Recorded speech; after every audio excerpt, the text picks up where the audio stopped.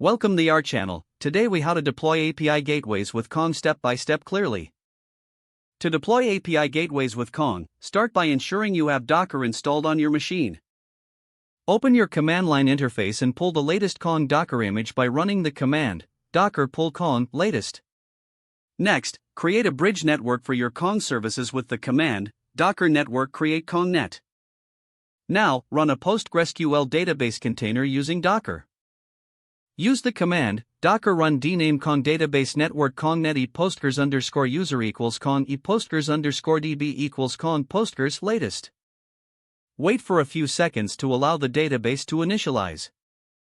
Next, run the Kong migrations with the command docker run rm network KongNet e Kong underscore database equals postgres e Kong underscore pg underscore host equals Kong database Kong latest Kong migrations bootstrap. Now, it's time to run the Kong API gateway itself. Use the command docker run dname Kong gateway network KongNet e Kong underscore database equals postgres e Kong underscore pg underscore host equals Kong database p8000:8000. Verify that Kong is running by sending a request to the admin API. Use the command curl http://localhost 8001/. To add your first service to Kong, define the service with the following command curl expost http://localhost 8001/services/data name equals myservice data URL equals http://mockbin.org/request. Now, create a route for your new service using the command curl expost http://localhost 8001/services/myservice/routes data paths equals /mypath. Test your deployment by sending a request to the route you just created. Use the command curl http://localhost 8000/mypath. If everything is set up correctly, you should see the response from the mock service. Congratulations, you have successfully deployed an API gateway with Kong. Feel free to explore additional configurations and plugins to enhance your API management capabilities.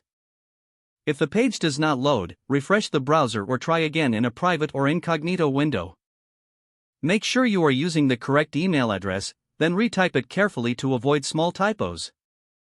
If your password is not accepted, use the reset option and create a new strong password you can remember. Check your spam folder for verification or security emails, then complete any requested. Enable two-factor authentication if available to improve account security and reduce unauthorized access risk. After signing in, review your profile details so your contact information and settings are accurate and current. If you see an error message, note it down and try again after restarting your device and internet connection. Log out when you finish, especially on shared devices, to keep your account and payment information secure. If the page does not load, refresh the browser or try again in a private or incognito window. Make sure you are using the correct email address, then retype it carefully to avoid small typos. Don't forget to like this video and subscribe to our channel for more step-by-step tech guides.